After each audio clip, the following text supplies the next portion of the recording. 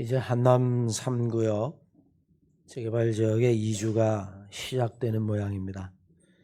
지난 16일부터 이주비 지급을 위한 준비를 시작했습니다. 우리 교회도 12월 15일 합의한 대로 이주비 및 보상금의 일부를 받기로 약속을 했습니다. 이제 한 달도 남지 않은 거죠.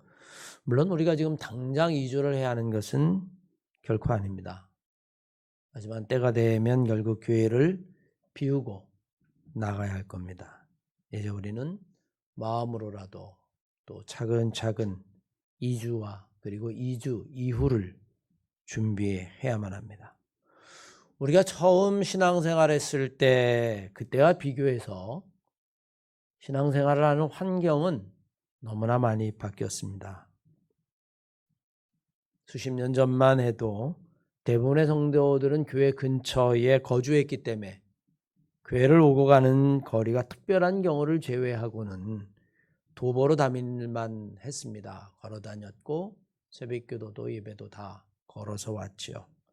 하지만 지금은 주거 환경이 바뀌게 되고 또 교통 상황도 급변하면서 도심 한복판에 있는 교회들은 성도들이 거의 차량을 가지고 이동을 하게 되어지고 그리고 스스로 찾아와서 예배하는 그런 교회 형태로 바뀌게 됩니다. 아마 우리 교회도 2주 이후에는 이 한남동에 거주했던 사람들까지 다 이주한다면 우리도 그런 상황에 직면하게 될 겁니다. 결국 집 앞에 그저 간편하게 편안하게 다닐 수 있는 교회에서 이제는 멀어도 차를 타고 자발적으로 찾아오는 교회가 될 수밖에 없습니다. 한마음교회로서는 위기의 순간이기도 하고 공동체의 운명이 시험대에 올랐다. 그렇게 이야기해도 결코 과언이 아닙니다. 그러면 우리는 어떻게 해야 흩어지지 아니하고 한마음으로 모이는 공동체를 유지할 수 있을까? 그것을 우리는 고민해야 할 것입니다.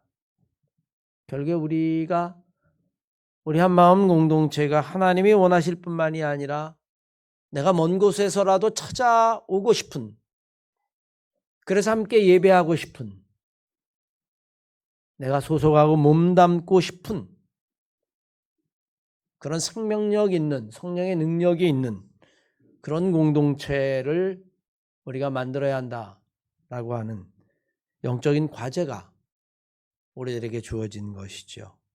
오늘 본문 말씀을 읽어보면 바울이 빌립보 교회를 향하여 주시는 말씀이긴 하지만 그 내용을 보면 하나님 정말 기뻐하시는 교회의 참모습이라고 할 수 있는 것, 그것이 오늘 본문 말씀에 담겨져 있습니다. 오고 싶은 교회라고 이야기할까요? 모이고 싶은 공동체라고 이야기할까요?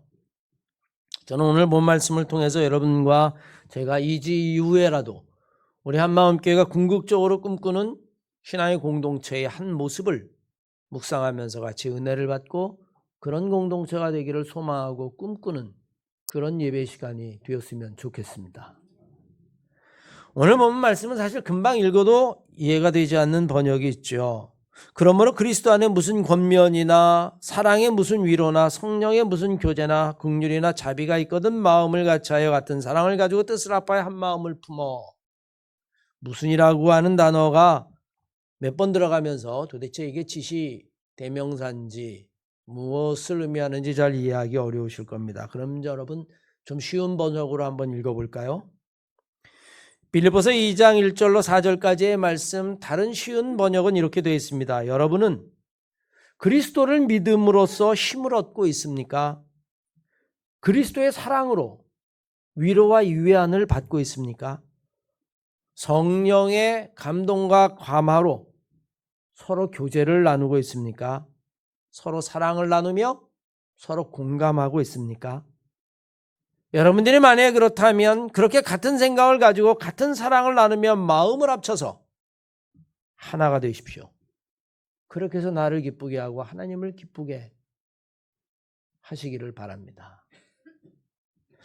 오늘 본문 말씀은 바울이 빌립보 교회를 향한 권면의 말씀이고 편지지만 넓게 보면 하나님이 원하시는 공동체가 어떤 공동체고 그리고 사람들을 기쁘게 하는 공동체가 어떤 공동체인지를 우리들에게 보여주고 있습니다. 먼저 바울은 우리들에게 이렇게 묻습니다. 여러분은 그리스도를 믿음으로 힘을 얻고 있습니까? 여러분은 교회에 와서 그리스도를 믿는 그 믿음으로 힘을 얻고 계십니까? 공동체가 여럿이 모여 있는 것을 말한다면 그 모임에서 무엇보다도 힘을 얻어야 된다라고 이야기합니다. 영어 성경에는 encouragement를 썼어요. 격려라고 하는 표현도 맞는 표현일 겁니다. 교회 안에서 힘을 얻어야 되고 격려를 받아야 되고 그래서 때로는 낙심하고 힘들고 세상을 살아가기 고통스러워도 그 교회 안에서 주시는 그리스도의 믿음으로 말미암는 그 힘과 격려 그것이 여러분 안에 있어야만 합니다. 오늘 바울 우리들에게 그렇게 이야기하죠. 우리에게 왜 격려가 필요한 것일까요? 사실 세상을 살아가는 것이 힘들기 때문에 그렇습니다. 누구라도요. 세상을 살아가는 것이 그렇게 만만하진 않아요. 제가 목회를 지금까지 하면서 저 사람은 아무 걱정이 없겠다. 그런 가정도 있지만 실제로 들어가서 상담을 하고 함께 예배를 드리고 숙회를 드리면요. 누구라도 세상은 힘듭니다. 돈이 많으면 자본주의 사회 속에서 돈 넉넉하면 괜찮을 것 같죠? 그렇지 않습니다. 그러면 건강이 안 좋을 수도 있어요. 돈도 많고 건강이 좋으면 그런데 여러분 만나서 이야기하면 자녀 때문에 속을 썩습니다. 때로는 자녀가 좋아도 어떤 경우에는 여러분 또 보증을 서가지고 아주 끌탕을 하고 경제적인 손해를 보는 사람도 있습니다. 부부 사이에 갈등이 있을 수도 있고 고부 간의 갈등이 있을 수도 있고 아니면 형제 간의 갈등이 있을 수도 있고 그러면 우리는 때로는 낙심하고 좌절하게 되어지죠. 그럴 때에 우리는 이 신앙 공동체 안에서 그리스도의 믿음으로 말미암아 힘을 얻고 격려를 얻을 수 있어야 된다. 바울은 그렇게 이야기합니다. 사실 세상을 살아갈 때에 최고의 격려자가 누구일까요?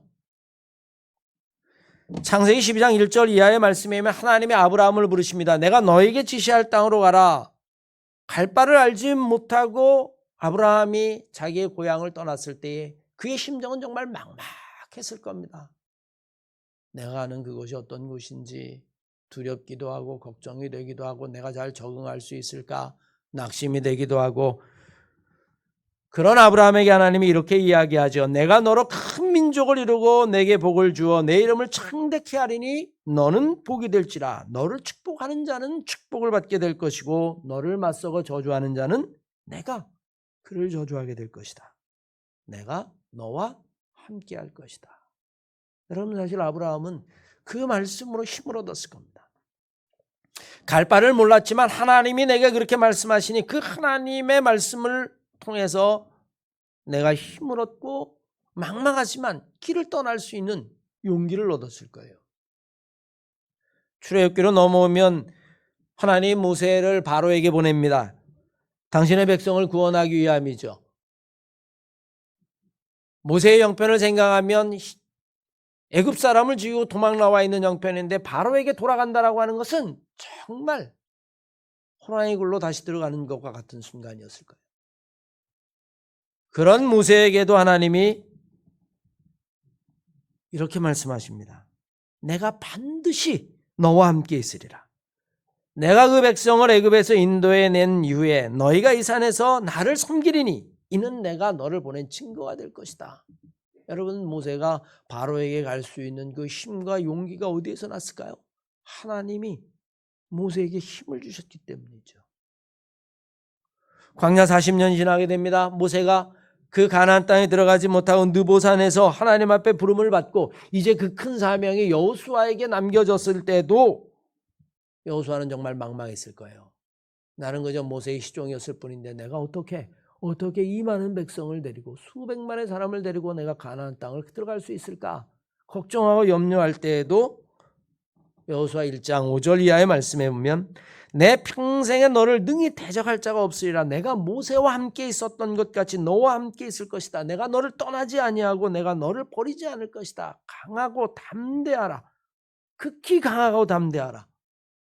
네가 어디를 가든 내가 너와 함께 할 것이다. 여러분, 여호수아도 하나님의 말씀으로 격려를 얻고 하나님의 말씀으로 힘을 얻어 그 백성을 데리고 가나안 땅을 향해 진군할 수 있었어요.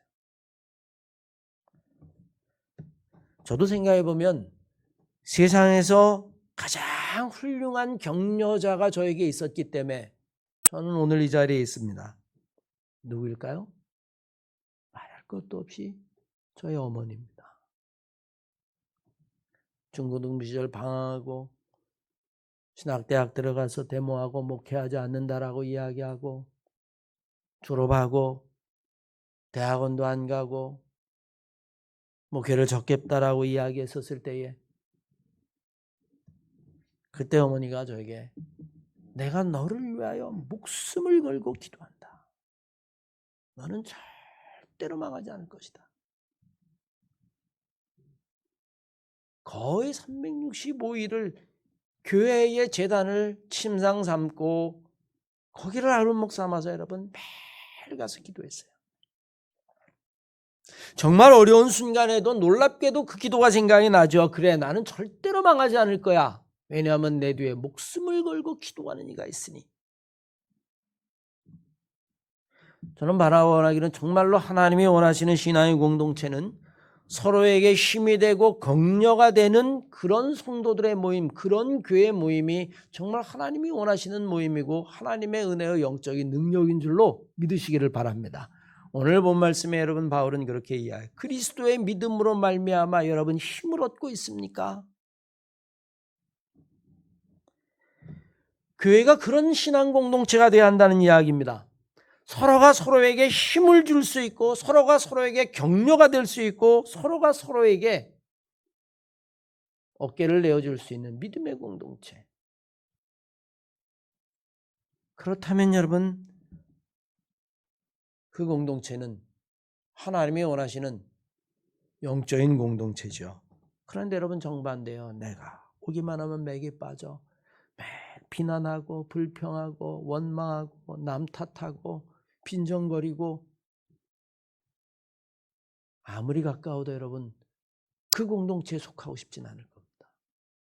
사랑하는 한마음교회 성도 여러분, 서로에게 서로가 힘이 되어지고 격려할 수 있는 하나님이 아브라함을 격려하시고 그리고 모세를 격려하시고 그리고 더 나아가서 여호수아를 격려하신 것처럼 여러분들이 주변에 있는 모든 사람들에게 힘이 되고 경력자가 될 수 있는, 격려자가 될 수 있는 그런 우리 한마음교회 공동체가 되어야 될 줄로 믿습니다. 바울은 여러분 계속해서 묻죠. 여러분 그리스도의 사랑으로 위안을 받고 있습니까? 여러분 그렇게 묻습니다. 바울이 말하고자 하는 것은 서로가 서로에게 위안이 되고 위로가 돼야 한다라고 하는 이야기입니다.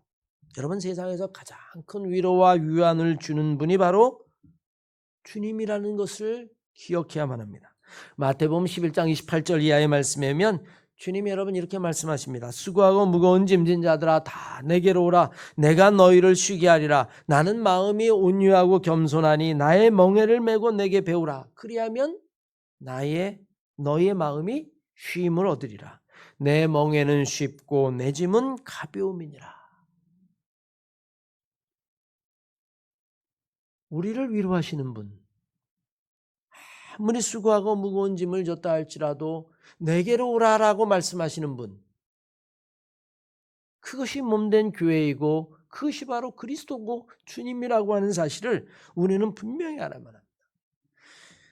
세상 사는 것이 수월한 사람이 없죠. 산다는 것이 이미 어쩌면 고통의 바다와 같기 때문입니다. 아무리 강한 사람, 기도 많이 한 사람, 영적인 사람, 여러분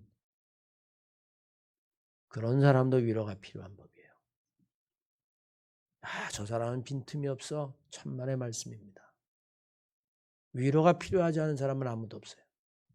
구약성경 열왕기상 19장 말씀에 보면 불의 선지자 엘리야가 자기의 신세를 한탄하는 대목이 나옵니다. 여러분, 엘리야가 누굽니까? 불의 선지자예요. 갈멜산에서 아합의 선지자들, 거짓 선지자들과 영적인 싸움에서 승리한 사람입니다. 엘리야가 기도하면 하늘에서 여러분 불이 내려왔을 뿐만이 아니라 모든 거짓 선지자들을 다 처단했어요. 그 정도면 정말 영적으로 그의 멘탈이, 그의 정신력이, 그 안의 정신이 여러분 얼마나 강하겠어요. 그런데도 그렇지 않습니다. 끊임없이 다가오는 고난과 역경 가운데 멈출 줄 모르는 시련 가운데에 여러분 엘리야도 낙심합니다. 그래서 광야로 들어가서 로뎀나무 아래 앉아서 엘리야가 이렇게 이야기합니다. 하나님이여, 이제 너무 지쳤습니다. 차라리 죽는 게 좋겠습니다. 차라리 나를 죽여주십시오. 차라리 나를 데려가 주십시오. 내게 죽은 그 손조들보다 내가 더 나은 것이 뭐가 있겠습니까? 나를 차라리 죽여주는 게 편하겠습니다. 그때 여러분 로뎀나무 아래 누워 쓰러져 있는 이 엘리야에게 천사가 와서 그를 쓰다듬고 어루만지면서 이렇게 이야기합니다. 일어나 앉으라. 그리고 이것을 먹어라. 내가 기진하여 죽을까 걱정이 된다. 본즉 머리맡에 숯불에 구운 떡과 한 병 물이 있더라. 엘리야가 이것을 먹고 마시고 다시 누워 쉬었더라. 여러분, 엘리야는 하나님의 사람이에요. 기도할 때마다 계시를 받고 기도할 때마다 영적인 능력이 나타났던 그 위대한 선지자조차도 지치고 힘들고 견디지 못하는 게 삶이에요. 아무리 사명자라 할지라도 그 사명도 때로는 우리를 힘들게 하죠. 세상에는 모든 사람들은 알고 보면 위로와 유안이 필요합니다. 영적 지도자라고 하는 목사도 말할 것 없죠. 문제는 여러분, 모든 사람이 위로받기만 하려 한다는 겁니다. 모든 사람이 이해받기만 하려 하는 겁니다. 세상이 힘들면 힘들수록 그런 현상은 여러분 더 가속되어지죠. 위로를 받는 것, 이해받는 것과 위로하는 것, 이해하는 것, 여러분 어느 것이 먼저일까요? 우리의 순서는 여러분 당연히 이렇습니다. 내가 너무 힘들어. 나 위로받아야 돼. 나를 좀 이해해줘. 내가 위로를 받아서 힘을 얻고 내가 이해를 받아서 그 다음에 내가 다른 사람을 이해하고 다른 사람을 위로하고, 아마 여러분 이게 우리가 살아가는 삶의 순서일 겁니다. 그래서 우리는 누구보다도 위로받기를 원하고 누구보다도 이해받기를 원해요. 내가 얼마나 힘든 줄 알아? 내가 얼마나 피곤한 줄 알아? 내가 얼마나 상처를 많이 받았는지 알아? 여러분 부부 사이도 그렇죠. 맞벌이를 하고 그러면 아침 일찍 육아까지 하고 그러면 뭐라 그래요? 내가 얼마나 힘든 줄 알아? 내가 얼마나 힘든 줄 알아? 해봐야 되지. 또 직장 가야 되지. 들어오면 밥 해야 되지. 빨래 해야 되지. 여러분 맞습니다. 그럼 여러분 남자도 똑같이 이야기하겠죠. 그러는 나는 얼마나 힘든 줄 알아? 성경은 뭐라고 이야기할까요?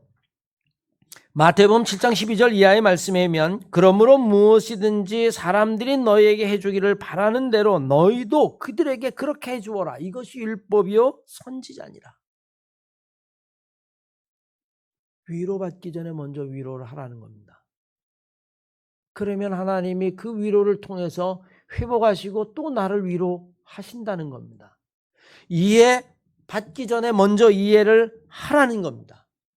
그러면 그 이해한 것을 통해서 나에게 그대로 이해가 돌아온다는 겁니다.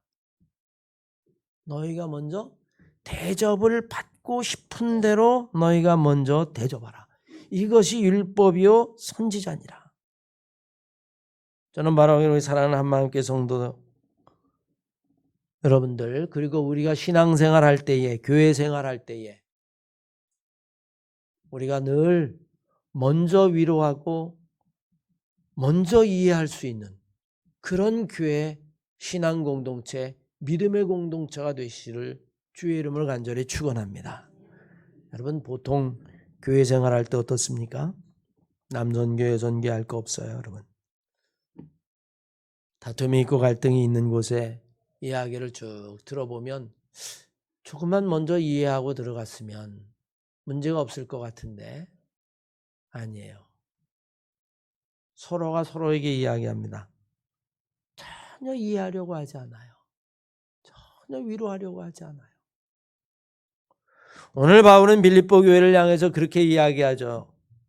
너희 안에 그리스도의 사랑으로 말미암아 위로함이 있느냐? 그리스도의 사랑으로 말미암아 이해함이 있느냐? 바울은 여러분 계속해서 또 묻습니다. 성령의 감화로 서로 사귀는 일이 너희들 안에 있느냐라고 묻습니다. 성령의 감동으로 시작한 이 영적인 교제가 우리 안에 있어야 한다라고 하는 이야기입니다. 세상에는요 정말로 많은 교제와 사귐이 있습니다. 남녀간의 사랑, 남녀간의 사귀면 우리는 사랑이라고 이야기해요. 그게 깊어져 가지고 부부가 되면 우리는 여러분 결혼이라고 이야기합니다. 그런 사귐만 있는 게 아니죠. 동성인 친구들 사이에 사귐이 있습니다. 우리는 그걸 우정이라고 부릅니다. 사제지간에도 우리는 존경과 공경이 있어요. 사실 알고 보면 세상에 살아가는 모든 사람들이 가지는 사귐, 그 관계를 우리는 사랑이다, 아니면 결혼이다, 아니면 공경이다, 우정이다, 존중이다, 여러분 이렇게 부르는 겁니다. 그런데 생각해 보면 이런 사랑이나 우정이나 존경 속에도 다툼이 있습니다.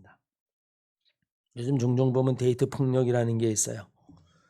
데이트 폭력. 아니 데이트하는데 왜 폭력이 생깁니까? 사랑하니까 때린다는 거예요. 사랑하니까. 그런데 맞는 사람도 맞아놓고 저 사람이 나를 사랑해서 때렸다라고 생각을 합니다. 우리는 이런 것들을 뭐 가스라이팅이다 이렇게 이야기를 하죠. 정말 맞는 이야기일까요? 부부 사이에도 이런 불화와 다툼이 있습니다. 사랑이기 때문에 다툼이 생긴다라고 이야기합니다. 친구 사이에도 배신과 경멸이 있습니다. 사실 여러분 생각해 보면 이런 모든 이유는 자기 중심으로 생각하고 자기 중심으로 행동하고 판단하는 것으로부터 나옵니다. 여러분 데이트 폭력이 왜 생길까요? 내 방식으로 사랑하는 거예요. 넌 이거 해서는 안 돼. 왜? 내가 너 사랑하니까. 여러분 맞는 걸까요? 사랑이라는 것이 자기 방식으로 하는 것을 사랑이라고 이야기할까요? 그건 여러분 어떤 의미에선 진정한 교제라고 이야기할 수 없어요. 진정한 교제는 오늘 본 말씀처럼 성령의 감동으로 말미암아 생기는 서로에 대한 희생과 배려가 있는 것, 그것만이 진정한 교제인데 너희 안에 그것이 있느냐? 바울은 여러분 우리들에게 이렇게 묻는 겁니다. 그저 내 방식으로만 사랑하는 것이라면 차라리 사랑하지 않는 것이 더 나을 수도 있습니다. 왜냐하면 자기 방식으로 사랑하는 것 때문에 더 큰 폭력이 되어버리는 경우는 얼마든지 있기 때문에 그래요. 내 방식으로 사랑한다.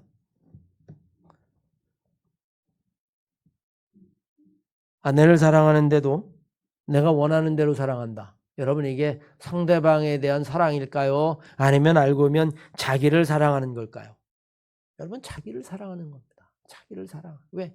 내가 행복하지 않은 거예요. 진짜 사랑은요. 딱 하나만 보면 됩니다. 이게 진짜 사랑인지 아닌지 딱 하나만 보면 돼요. 뭔지 아십니까? 희생입니다. 사랑 안에 어떤 희생도 담겨져 있지 않다? 그건 여러분 가짜 사랑이라고 이야기해도 과언이 아닙니다. 하나님이 우리를 사랑하신다. 예수 그리스도를 우리에게 보내신 거예요. 주님이 우리를 사랑하신다. 당신의 몸을 다 내어주시기까지 우리를 사랑하시는 겁니다. 여러분 왜 우리가 부모의 사랑에 은혜를 갚아야 한다라고 이야기하죠? 부모는 그 어떤 대가도 바라지 아니하고 철저하게 자신을 희생했기 때문입니다. 누가 그렇게 희생할 수 있겠어요? 오직 사랑하는 부모만 그렇게 희생할 수 있는 겁니다. 왜 우리가 부부 사이를 무촌으로 이야기할까요? 정말 사랑이 있을 땐요. 부부 사이에도 자기의 모든 걸 다 줘도 절대로 아깝지 않습니다. 왜? 사랑하니까, 희생을 하니까. 그런데 여러분, 그 사랑이 딱 사라져 봐요. 복권이 당첨돼도 말하지 않는답니다. 네, 복권이 당첨돼도 말하지 않는데요. 그게 여러분 사랑입니까? 왜 그럴까요? 진짜라면 복권이 당첨된 거 당신 다 가져. 당신이 원하면 다 가져. 희생이 없다면, 그것도 보상을 바라지 아니하는 희생이 아니라면 우리는 여러분 사랑이라고 이야기할 수 없을 겁니다. 누구를 사랑한다라고 이야기하는 것은 그 사람을 행복하게 해주는 것이지 자기가 행복하려고 하는 것은 아닙니다. 그것은 이미 이기적인 사랑이에요. 여러분, 자녀를 사랑할 때에 내가 행복하려고 자녀를 사랑합니까? 그렇지 않죠. 자녀의 행복을 위해서 부모가 희생하는 거예요. 그것이 하나님의 사랑이고 예수 그리스도의 사랑입니다. 결국에 여러분, 사랑이라고 하는 것은 서로 간의 행복이지 누구 한 사람만 행복하다면 더 이상은 사랑이 아니라는 것을 우리는 분명히 알아야 합니다. 오늘 바울은 우리들에게 그렇게 이야기해요. 여러분 안에 정말로 성령의 교제를 통한, 성령의 감화를 통한 그 영적인 교제가 여러분 안에 있습니까? 교회 공동체는 주님의 몸이죠. 그 성령의 몸이라고 하는 사실입니다. 그 말은 교회 공동체 구성원 모두가 다 행복한 사귐이 있어야 한다라고 하는 이야기죠. 나만 행복한 것이 아니라 우리 모두가 행복한 사귐이 그 안에 있어야 한다라고 하는 이야기입니다. 한두 사람끼리만 친해지고 교제하고 다른 사람들과의 진정한 사귐이 없다면 그것은 결코 영적으로 건강한 것이 아니라는 것도 우리는 분명히 알아야만 합니다.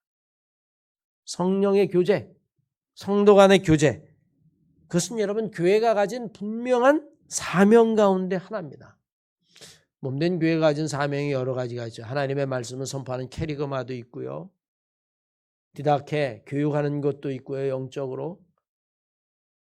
또 성령 안에서 코이노니아, 교제하는 것도 있습니다. 그 교제가 있다면 그 공동체는 살아있는 공동체라고 이야기할 수 있죠. 사실 주님은 제자들과 마지막 만찬까지도 성령의 교제를 나눴어요. 사랑의 교제를 나눴고, 사실 떡을 뗀다라고 이야기하는 것, 그것은 내 몸을 내어주는 희생, 그리고 식사를 통한 교제, 수많은 것들이 이 만찬 가운데 담겨져 있기 때문에 우리는 지금도 교회에서 성만찬을 통해서 예수 그리스도의 마지막 그 만찬을 기념하는 거죠. 기억하는 겁니다. 아남네시스, 그것을 그대로 재현하는 거예요. 왜? 그 안에 사랑이 있고 위로가 있고 그 안에 성령의 교제가 있고 그 안에 그리스도와 우리가 한 몸이 된 것이 있고, 우리는 믿음의 공동체를 꿈꾸고요. 소망의 공동체를 꿈꾸고 사랑의 공동체를 꿈꿉니다. 그러나 여러분, 그것은 결코 말로 되어지는 것은 아닐 겁니다. 우리가 그렇게 만들어 가야 되는 거죠. 이제 우리는 광야를 향해 나서게 되는 일들이 이제 우리 앞에 다가오는데, 그 광야를 가면서 우리 한마음 공동체가 여전히 하나님이 원하시는 믿음의 공동체, 소망의 공동체, 사랑의 공동체가 되어질 수 있을까? 그렇다면 오늘 바울이 이야기한 대로 우리가 이 교회에 와서 공동체 안에서 힘을 얻고 위로를 얻고 그리고 정말 영적인 교제를 나눌 수 있는 그런 우리 한마음 공동체를 우리가 만들어 가야 될 줄로 믿습니다.